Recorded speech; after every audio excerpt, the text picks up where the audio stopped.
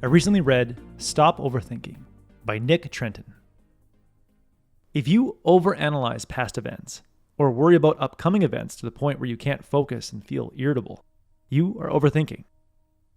When I start overthinking before a big meeting, I try to think my way to a calm state.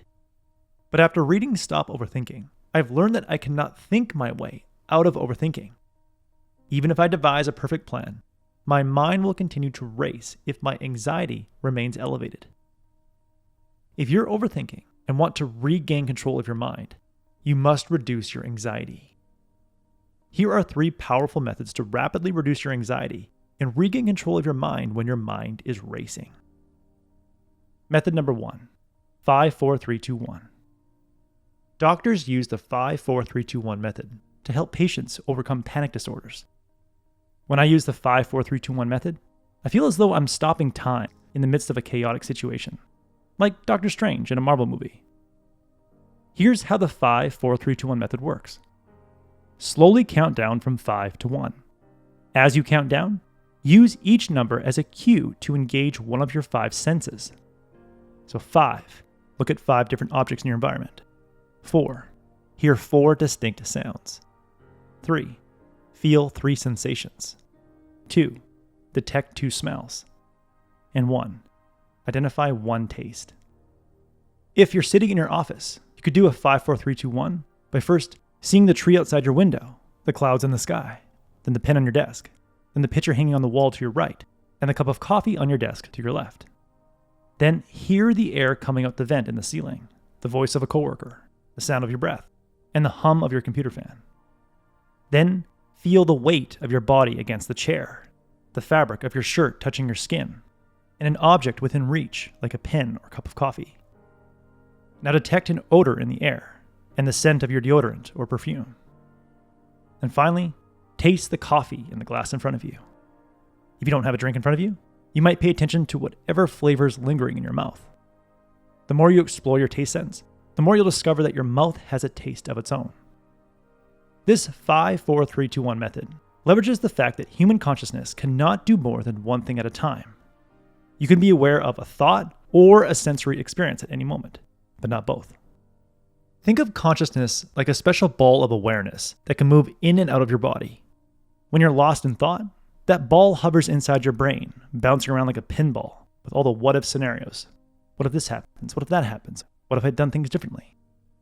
But if you take a second to notice the fine details of an object in your environment, like the lines and colors of the wood on your desk, your ball of awareness leaves the mind and hovers over the desk.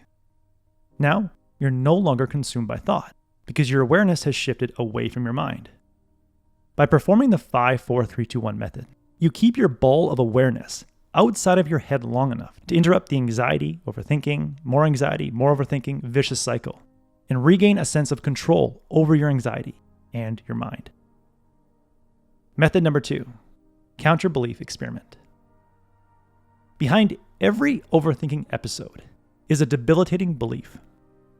If your mind is racing before a presentation, you must believe that you are not prepared and are going to bomb. If you can't stop thinking about a recent stock market decline, part of you believes that the stock market will go to zero and you'll lose your life savings. If you're overly worried about what people will think of your outfit, you believe that people will be paying close attention to what you're wearing. You can stop overthinking by taking the following steps to challenge your anxiety-inducing belief. First, clarify the belief by asking yourself, what must I believe about myself, others, or the future to justify my anxiety? Then, invert your belief to form a counter-belief. For example, if you believe, I'm not prepared for this presentation, the counter-belief is, I am well prepared for this presentation. Now, conduct a counter-belief experiment by test driving the counter-belief.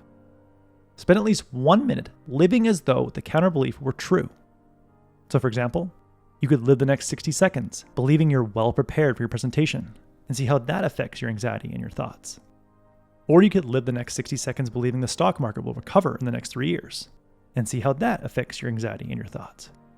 Or you could live the next 60 seconds believing that no one really cares about what you wear because they're too busy thinking about themselves and see how that affects your anxiety and your thinking. Now finally, look for evidence to support your new belief. You could reflect on the practice you put in before the presentation to support the belief that you're well prepared. Or you could look at historical stock market data and find the average stock market recovery time after a 15% dip. Or you could recall the time that you had a stain on your shirt and hardly anyone noticed. When you discover evidence to support a counterbelief, you begin doubting your original belief, which tends to lower your anxiety and calm your overthinking mind. Method number 3, worry postponement. When I'm consumed with worry and find it hard to focus on work or enjoy time with loved ones, I pick up my phone, hold the side button and say, "Hey Siri, set a 15-minute appointment at 8 p.m. to worry." When my worry appointment pops up at 8 p.m., I usually forget what I was worried about. Most of the time, our worries just want to be acknowledged. By creating a set time to worry, we both acknowledge our worry and confine it to a short block of time so it doesn't leak into all hours of the day. Author Nick Trenton says, "Worry postponement is a very direct and effective way of interrupting anxiety spirals. We can seldom eliminate worry from our lives, but we can consciously limit its time of onset and duration." In the end, we tend to overthink when we're anxious, but attempting to think our way out of anxiety only adds fuel to our overthinking fire and results in a racing mind that feels out of control.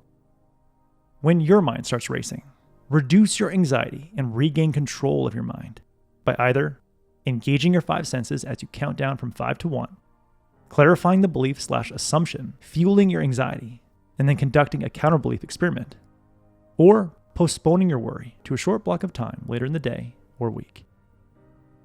That was the core message that I gathered from Stop Overthinking by Nick Trenton.